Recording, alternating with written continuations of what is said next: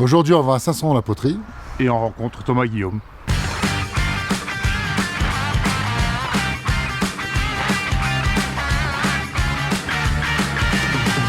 C'est ma première étape quand je suis avec Hervé dans notre aventure. Les deux associés du projet, ils font le vélo aujourd'hui. Voilà.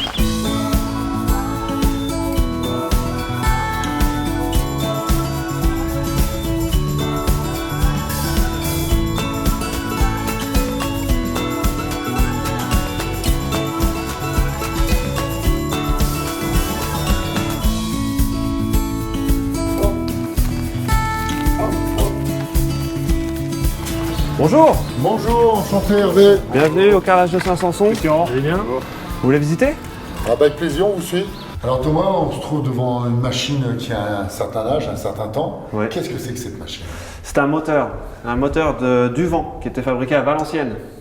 Il date de 1940 et qui sert encore aujourd'hui à produire de l'électricité pour les étapes de broyage de l'argile.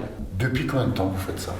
On est dans la 10e année de la reprise de cette entreprise, qui est devenue maintenant donc une entreprise familiale avec mon frère. On est à la fois attaché au patrimoine industriel que ça représente, parce que c'est aussi ça, le patrimoine des Hauts-de-France, c'est le patrimoine industriel et le patrimoine savoir-faire, pour montrer aux gens que c'est encore possible aujourd'hui d'utiliser un savoir-faire d'un autre temps, mais dans un monde bien actuel.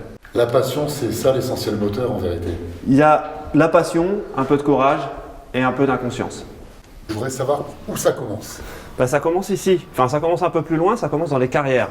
Les carrières, on est situé ici dans le pays de Bray, un pays très réputé justement dans le monde pour ses argiles particulières, puisqu'ici on travaille l'argile. On dit que c'est de la terre, mais en réalité c'est de l'argile.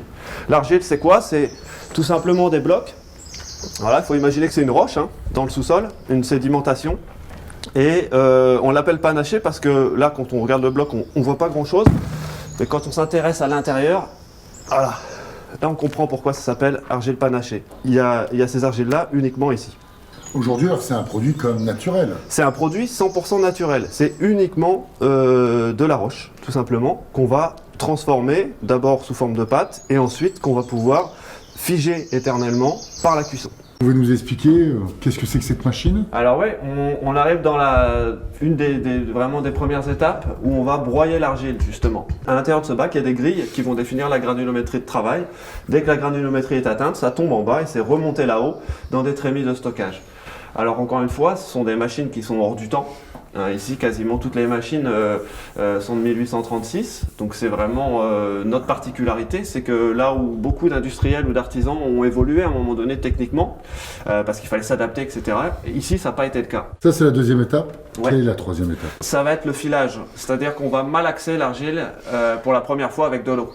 Donc là, on travaille vraiment l'argile sous sa forme de pâte. C'est-à-dire que là, voilà, on est passé de quelque chose de sec à quelque chose de déjà beaucoup plus... Une sorte de pâte à modeler. Voilà, c'est exactement ça. C'est de la pâte à modeler. C'est tout à fait pareil. Alors Thomas, nous arrivons ici dans la quatrième étape. C'est ça. Quatrième étape, ça va être le pressage. Aujourd'hui, tous les carreaux que vous produisez sortent de là. Alors, elles ne sortent pas tous de cette machine-là, puisqu'en fait, on a les mêmes presses qui sont dans la salle de pressage et qui sont, elles, hydrauliques au niveau du vérin. Mais l'opération est la même. On met une galette d'argile, on la comprime et on la récupère. On peut voir l'étape, comment ça se passe? Bah ouais, on va voir. On va prendre un pain d'argile. Et là, je vais te laisser travailler. Tu lances la roue. Vas-y. Ça me rappelle dans le temps quand j'étais esclave. On remonte la roue. Et on va pouvoir éjecter. Voilà. Et après, on récupère. Et on récupère. Ça, c'est le carreau d'herbe. Et qui est-ce qui va la prendre dans sa gueule? C'est ce carreau-là ou pas?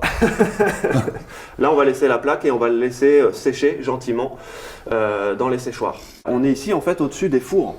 Les fours, quand ils refroidissent, ils vont refroidir 3 semaines, 1 mois, à peu près, pour redescendre à leur température normale.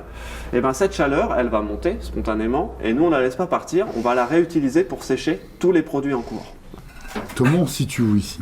On est ici dans un four particulier, c'est des fours très anciens, ce qu'on appelle des fours intermittents à flamme renversée. L'avantage, c'est qu'on fait faire à la flamme le plus long chemin à l'intérieur. Et c'est un peu un principe de chaleur tournante. C'est ce qui fait qu'on peut monter ici à 1280 degrés. Ce qui fait que nos carreaux sont des carreaux très peu poreux de base, et surtout qu'on peut mettre à l'intérieur comme à l'extérieur. pour ça qu'on fait aujourd'hui des douches à l'italienne, des piscines, des terrasses, parce que les carreaux craignent rien. Pour cuire tous les carreaux, ça va mettre à peu près 48 heures. Ici, je vois dans vos fours que vous avez aussi, on va dire, des formes de briques. Ça sert pour vos séchages, tout ça? Alors, toutes les briques que vous voyez là sont les briques réfractaires, donc qu'on réutilise à chaque fois. C'est ce qui permet un jeu de construction, juste par assemblage, il n'y a pas de ciment, il n'y a rien du tout. Un jeu d'équilibre pour monter les étagères. Nous, la valeur travail, c'est le facteur humain. Voilà, c'est que des humains qui travaillent dans ces métiers et des manipulations incessantes, quoi. Votre produit, vous allez allumer le four et après, il va y avoir un produit final. Ben ouais, il y aura un produit final, c'est ce qu'on va aller voir dans la boutique. Aujourd'hui, on se trouve dans une partie, bien sûr, de vos produits finis, Thomas. Est-ce que vous pouvez nous les présenter un petit peu? Bah ouais, on a par exemple le carreau que vous avez pressé tout à l'heure là-haut, une fois qu'il aura séché, cuit, et bien ça va donner ça. Voilà, ce qu'on appelle une dalle d'abbaye. Il y a énormément de possibilités. Exactement, les possibilités sont, je dirais pas infinies, mais presque. Ouais. Donc ça c'est vraiment la partie terre cuite émaillée. Et puis ensuite il y a également l'utilisation de l'argile sous sa forme basique, sans transformation aucune. C'est les enduits d'argile. Voilà, c'est ce qu'on a mis au point avec Guillaume. On rend plus sexy la terre pour pouvoir le faire rentrer dans l'habitat aujourd'hui. Voilà. Voilà, c'est-à-dire que même à Paris, dans un appartement, on peut mettre de la terre. On peut mettre de l'argile. Parce que ça régule l'hygrométrie, ça absorbe les odeurs, c'est antistatique, il n'y a pas d'allergène. C'est vraiment un matériau, voilà, aujourd'hui quand on parle que les enfants ont plein de problèmes de respiration, dans une chambre c'est plus malin la terre que des peintures. Vive la terre, vive l'argile, vive les Hauts-de-France. C'est ça. Alors je vous remercie tous les deux pour la visite, un grand moment d'émotion pour nous. Et vous avez vraiment des membres. Merci beaucoup, bon courage. Merci à vous. Ce qui est formidable, c'est que vraiment, en prenant ce qu'on a dans notre sol, dans les Hauts-de-France, ici, cette usine elle est capable de tout faire. Aussi bien la construction des murs, le carrelage, le toit. Dans les Hauts-de-France, on a tout. Et ici, dans cette fabrication, ils font tout. Bonjour, Guillaume et Thomas. Donc on a repris les carrelages de Saint-Sanson il y a 10 ans.